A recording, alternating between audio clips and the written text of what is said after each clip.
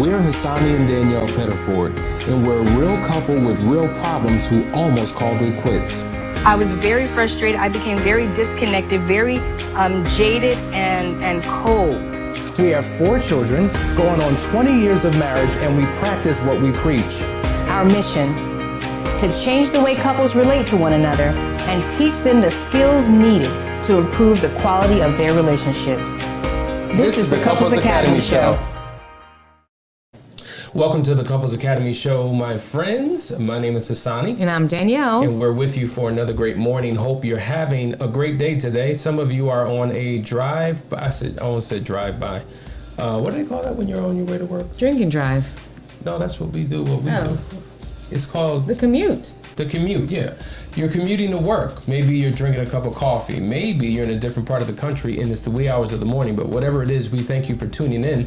We've been in a series that we have just started that we're really excited about because there's so much to unpack with this. And it's entitled Becoming High Value.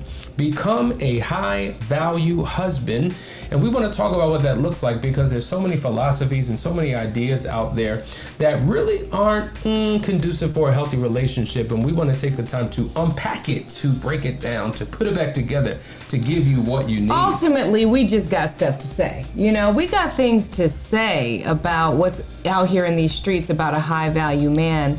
We think that half the conversation is being had, and you can't have a one-sided conversation. There's always 2 sides to everything. So we want to dial deep into that. But before we do, I want to make sure that you like, share, and subscribe, and hit that notification bell so that you do not miss a show, and so that this message continues to spread to the 4 corners of the earth so that we can support this strong foundation called marriage. It's important to God, it's important to us, and it's important to you. So help us out with that.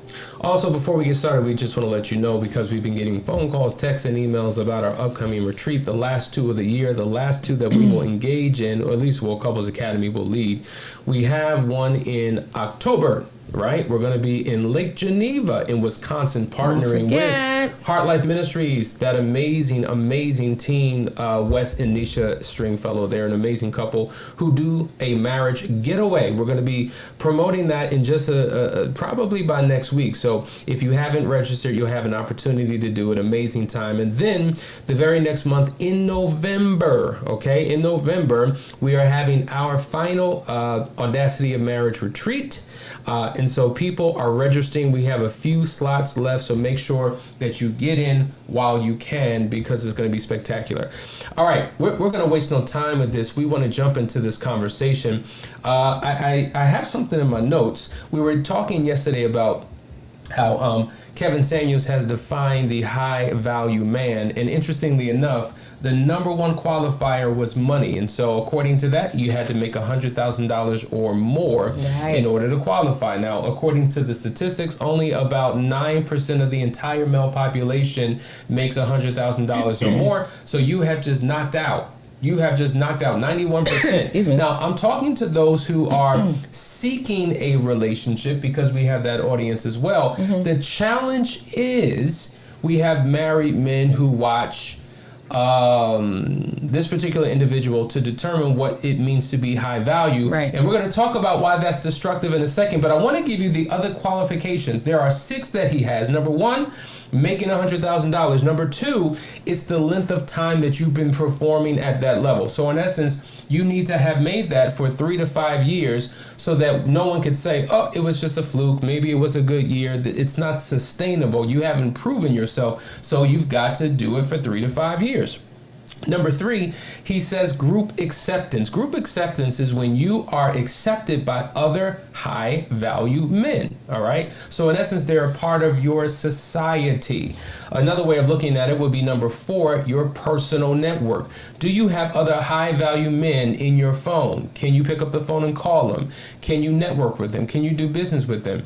As they say, birds of a feather flock together. You're the sum total of your 5 closest friends. And so if you have a network of other high value men, that makes you high value. Number 5, visibility, meaning are you positioned and is your income visible on LinkedIn? So in essence, if you're a high value man, you got to have a LinkedIn account because is for a professional individual. So if you're making a lot of money and you're doing it illegally, that's not high value. High value is associated with doing it professionally and legally and having the social bandwidth and having the criteria and credentials to say that you're high value. And the sixth one is utility.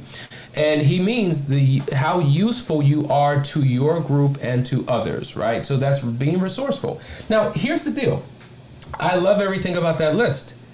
Everything about it. The problem is it has nothing to do with being a man.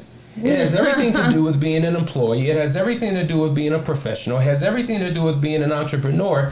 And it's an amazing list, but it has nothing to do with being a man. And so because so many men are in search for significance, they're trying to find out what does it mean to be a man, because in society things have shifted and changed. And so manhood has been lost, or we're still trying to figure out what that means today. Right. It makes me think about gangs. When you've ever seen those documentaries about people who were in gangs and who got out of it, the big reason that some of them joined it is out of necessity, out of needing to see somebody who emulated what they considered manhood in their environment. They didn't know any better. They didn't have a father at home. They never saw manhood exhibited in any other way except for this gang leader that was in charge and that had other gangsters following him and doing sinister acts. And so, to me, the big problem with that list is that it corners men. It forces them into this small box over here, and it leaves out a tremendous part of the conversation, which is, what are your values? And it's very concerning to me that women are seeking these high-value men based upon those standards, because in order for you to be with that kind of a high-value man, and we're going to get into the more details of why, some troublesome aspects of it, you have to lose your character, and you have to let go of your standards and your values, because you're not going to be with somebody who all they have to offer is finances, but they have options and can do anything and everything else they want. That's absolutely right. So it's got to be more than just money, right?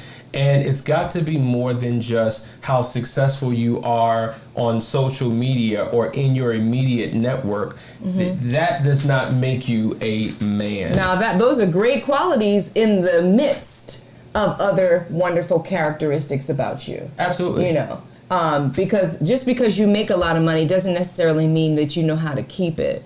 You know, and I think that that's a huge part of it too that's left out. And the other thing is, like, you know, high value men that how valuable are you to your communities? When I think about family, and I hear a lot of husbands are listening to this type of content and shaping their minds around what manhood looks like and what a high value man is and all of that, that's leaving out, how do you care for your family?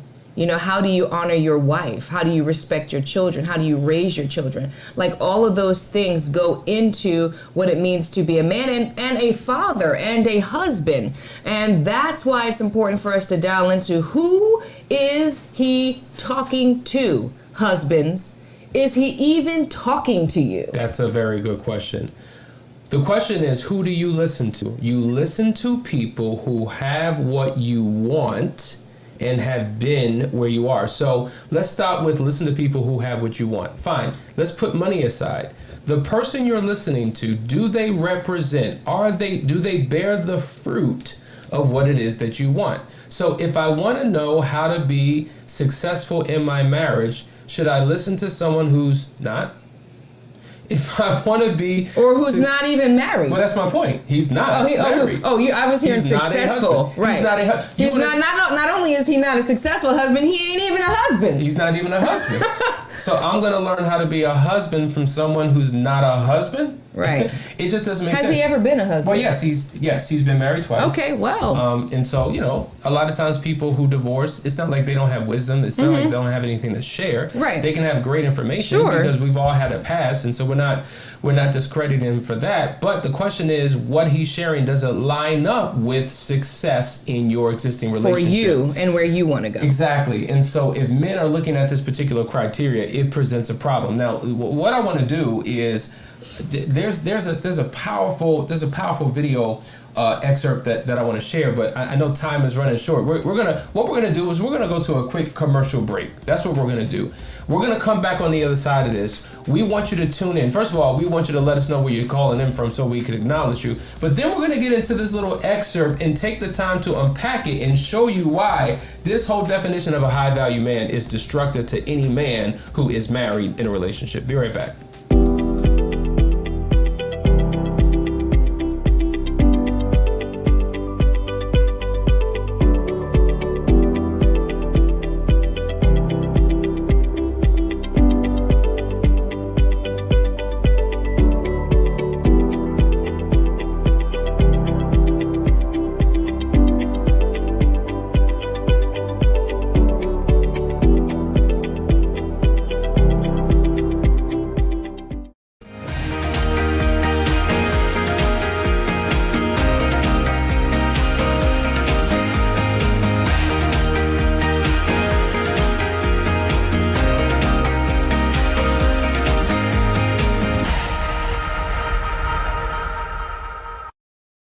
Welcome back, everyone. You're watching the Couples Academy show, and I just want to acknowledge some of our faithful listeners. Good morning, Jody, calling in from Scoxville, PA. Squaxionville, PA. Don't know about that, where that's at, but welcome. Fedlina from Nevada. Cat Ban is tuning in from Michigan. Good morning to you. Good morning, Bobby. Cousin Bobby's on. Good morning, Miss Smith from PA. B. O'Neill from Louisiana. J.D. Pruitt, good and faithful. Good morning to you. Torrey Love, good morning to you. Ladidra Wilkinson from Dallas, Texas. Dee Dee is tuning in from South Carolina. Hey, Wendy, good to see you too, sis. Hey, Ralph, good morning.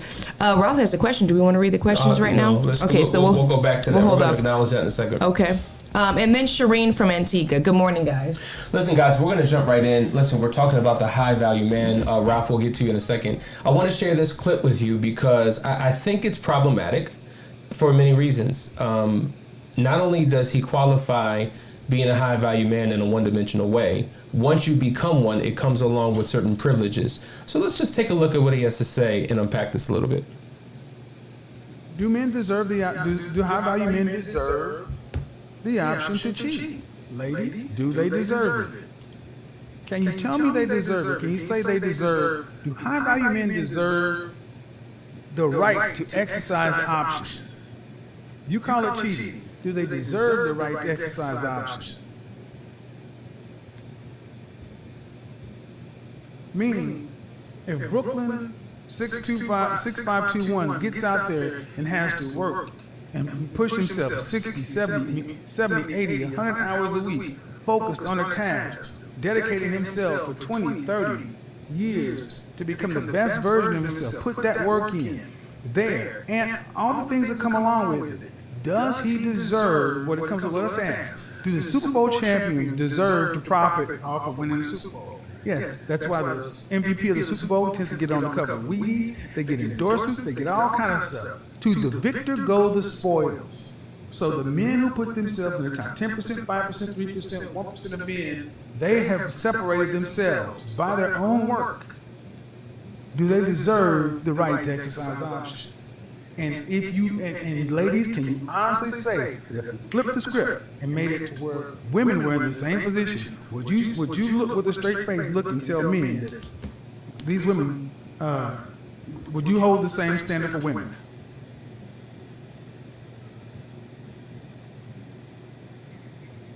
Would you look at men and say women the same way and be like, well, a woman is not exercising this way. So here's the thing. I say men have the right. High value men have options. They do. You know they have options. And if you don't like it, here are your things. Don't deal with it. Don't deal with it. But don't get upset that high value men have options and if they choose to exercise an option. The problem with many women today is they want a high-value man, a loyal alpha, but they want him all to themselves when they aren't bringing anything else to the table. What are you bringing that matches? It's like it's an unbalanced deal. You want one man who's worth 10 men, but you want them all to yourself.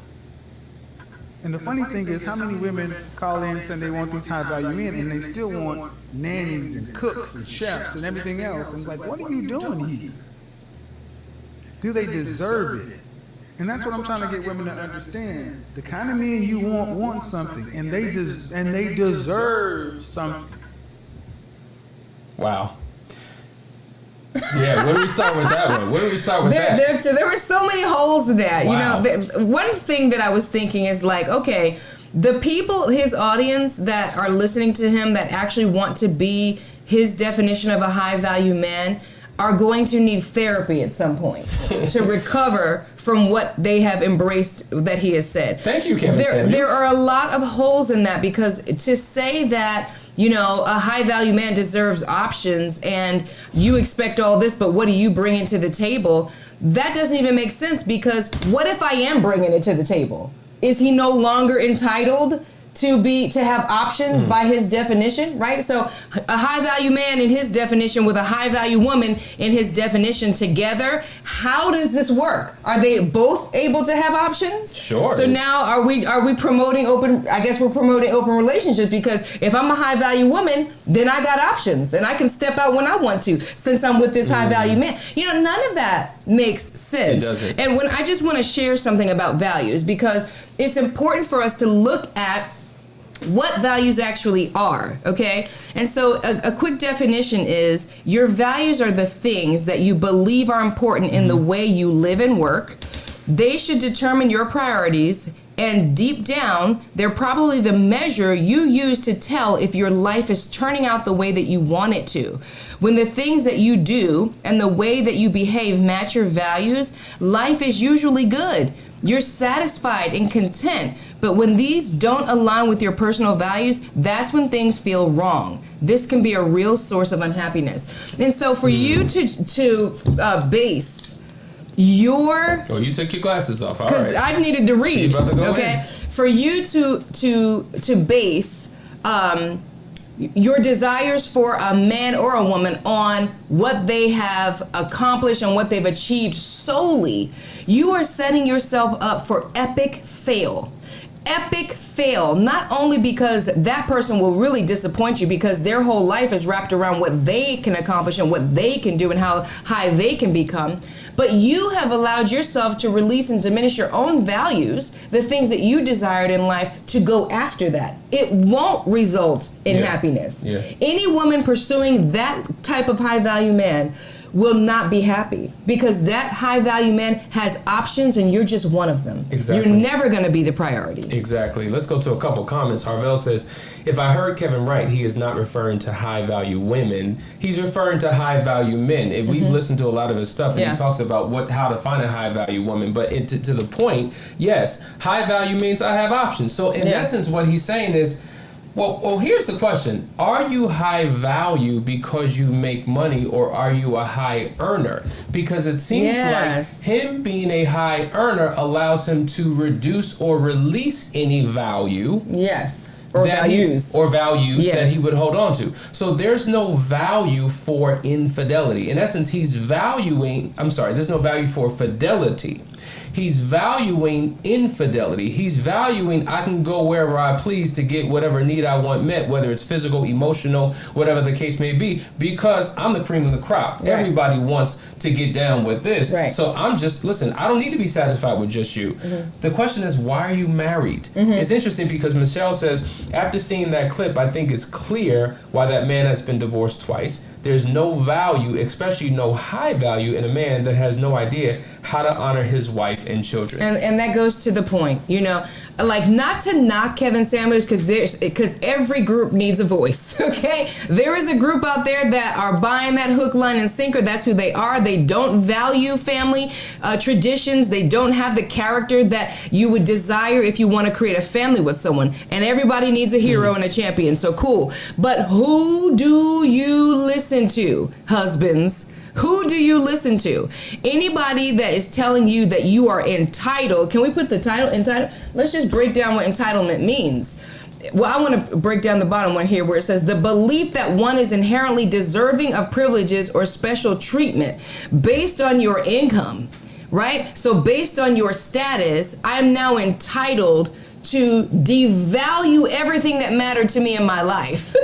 Like, if that's what you're standing on, disaster. Yeah. Right around the corner. Absolutely. Who do you listen to? And that's the most disturbing thing, because the reason why we decided to speak out on this thing is not because we didn't know about it before. We know about it. We've been known about it, but you know, every crew needs a champion, right? But when it kept knocking on the Couples Academy door, right? The wives kept coming and talking about their husbands are literally verbatim repeating what it is that he speaks. Now you messing with us. It's a problem. Now you messing with family. Now you messing with marriage, and that's the first foundation that God ever created. That's right. And we got to say something. And we're gonna defend it, and we're gonna fight for it. We're gonna protect it and do whatever is necessary. So stay tuned. We got one more segment to go. We want to hear your comments. We'll be right back. This is the Couples Academy Show.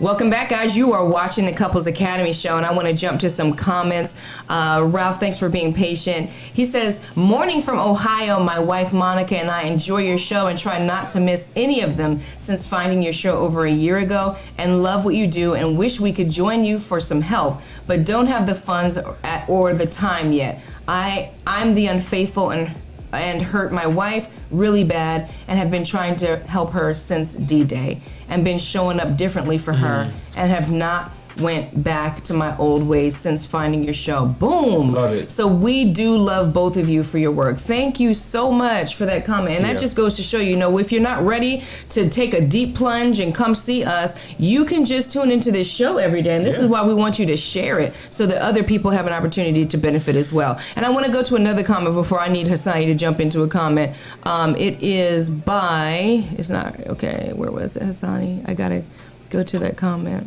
Oh, I'll find it while you go to this one. So Harvell says, let me use, for example, a Denzel Washington. He do have options. What would make Brenda from the projects think that she could have a man on this level? Wow. I'm always looking to learn. Well, so what we're talking about here and what's specific to that clip is about how a high value or high earning man has options. We're not talking about Brenda from the projects. Now, we can talk about that. That's another topic for another episode where we can get into in terms of what is somebody who does not have the resources, who does not have the education, who did not have all the experience. What does she deserve? I guess you're implying that she deserves coal. Like, we hear the term women, they are gold diggers. They're digging for gold. And I remember, I don't know if it was you. I think you said it. So should we be digging for coal? Should we be digging for coal? We should be digging for gold. And That's value, I need to qualify right? that statement because I'm not an advocate for being a gold digger, but I do think that when it comes to, can I just go there? When it comes to women of African Americans, women, we are demonized for being gold diggers because women want more, but every culture in its own way has that desire, if you are a woman, to be kept, to be taken care of, to have a man that's a leader. I mean, I think about, he's talking about Brenda from the projects. The equivalent of that could be Wendy at the Dagnab Diner. Because there are a lot of NFLs and football players and basketball players that met their wives serving them drinks at a restaurant. Because truth be told, men aren't... Listen, and here's the challenge. Here's the challenge with this whole basing your values on resources and what you've done. I've heard so many women say, well, I'm a good woman. Well, what makes you a good woman? I have my own job. I have my own house. I have my own car. That I've said for years, that does not make you a good woman at all. Right. That does not qualify you for a relationship at all. And now women have been swinging that flag for years, and now men are doing the same thing. So your goodness, your greatness, your value is determined by possessions, determined by income. That's whack. Right. And so it doesn't make sense. And to jump back on his point about, does Brenda from the projects deserve a high value man? Maybe not. Probably not. And that's also part of the problem. And what really frustrates me about the show is that it invites people to come on there that have insane expectations. They come on there crazy talking, and that's not everybody. That's not the majority. Those are the people that choose to dial into that show and expose their foolishness. So there needs to be balance brought to it, is all I'm ultimately saying. So I think yesterday you were saying it in jest, right? So when we first met, you had a car. I didn't. I was on the bus. When we first met, you had your own apartment. I was still living at home with my mama and my daddy. Now, at the time, I was nowhere near high value at all, right? But why did she choose me in spite of my lack of resources and lack of money in my early 20s? And this is ridiculous. So now you got 20-year-olds and mid-20s, late 20s saying, I want somebody who makes $200,000, $300,000, $400,000 a year, which is insane. Right. And we talked about yesterday how that's ridiculous. I was making what I was making, but why would you choose somebody who would be considered low value? Because I was able to see the value in you. And I think that's what we're missing. You know, when it comes to being able to see somebody who has potential, has a vision, has a purpose, as a woman, that's a trigger. That's a turn on. Like, oh, there's something for me to do because God created me to be a helper. Oh, so he's got a vision he needs some help with. Oh, and how God matches you with certain personalities and certain skills. And so that's the part that's missing, because you've got high value husbands listening to this conversation. And I mean, they have built themselves up to a certain place right alongside a wife that was there the entire time. And now you're going to turn to her and look at her and start saying, oh, you ain't high value. You're over 30. You've got 4 kids. You got too much in the middle. You got a belly now. You got a belly now. And so now you're not high value. But I'm in my prime. This is the most money I'm going to make. Now, you didn't get here by yourself. Does that not call? First of all, on that note, Rick said it's not about the house you come from, it's about the house you build together, which is really the point that you're making. Right. And so this philosophy creates more of a wedge and a gap between a husband and a wife. It justifies why you can do better. It justifies why you should just move on and find somebody who you deserve, who you're entitled to have. It doesn't bring about harmony. It doesn't bring about reconciliation, and it will justify why it's okay to cheat. Right. Right. And the other thing, I want to go back, because this is about values. This is honestly, this is a values conversation when we're talking about valuing money and treasures and things. When it came to meeting a young 20-something-year-old man who was at the beginning of his potential, at the bottom of his potential, right? You're looking for specific values. You're looking for specific characteristics. Is this somebody that I can build something with for the long haul? That doesn't mean that you're not going to have problems and issues, and mistakes won't happen, and issues. But at the end of the day, does this person have a core foundation that is in alignment with my beliefs and my values? Because the money will come. And say it never came. At least you have the same beliefs, the same values. You're doing it together. I mean, do you understand what I'm saying? Absolutely. Like, I think that there's too much focus on the things and not the thing, which is the most important thing, and that's your values and your character. Let's get a Couples Academy bomb on that one, because that was worthy of it. And you're absolutely right, Danielle. It's just crazy the way that we're thinking about this whole conversation. And we wouldn't even be saying any of this if it wasn't husbands that are coming to Hassani in his sessions talking about this, and wives coming to me in my sessions talking about this. Like, he said I'm not a high value woman. What? And you've been married for a decade? Suddenly your value has diminished? I'm sorry, but everything that I know that gets older gets better. More valuable with time. Like wine. Your coins, your wine. Like, what else gets better with Cars, time? you know, antique cars. So how are we devaluing our spouses and you've been there over time? I don't understand that. And basing it on finances. What about communication? What about a level of emotional intimacy? You know, what about recreational companionship? What about speaking each other's love language, meeting each other's emotional needs? What about the blending of personalities? What about the heartfelt compassion that you have for your partner? None of those things exist, right? My God. None of those things matter to a husband and a wife in a marriage. The only thing that matters is how much money you got in your pocket or how much money you have in your bank account that determines the success and the quality of your life and your marriage, which is ridiculous. Stop listening to poison that will not help and enhance your relationship, husbands, folks. I mean, because I don't know if there's a female equivalent of this guy. I'm sure there is. There might be, but you guys gotta figure out who it is that you want to be and what you want to accomplish, and you go to the people that have what you want and are doing what you want to accomplish. Those are the people. Those are your heroes. That's what you listen to. That's what you emulate and start to repeat to your spouse. Okay. Listen, we need to change who we're listening to. Straight up and down. Do they have what you want? That's the question. If they do not, they do not qualify. I hope you're hearing me. I hope this is sinking in. If you're married, stop listening to people who are giving bad advice to single people who will jack up their relationships that will never lead to marriage. It doesn't make sense. Listen, we're going to continue this conversation. We have more questions. We're going to hit it in the morning. Love you guys. That's why you need to be posting these questions and comments at the beginning and at the end when we're running out of time. But I love you, and we'll see you on tomorrow. Take care. Peace.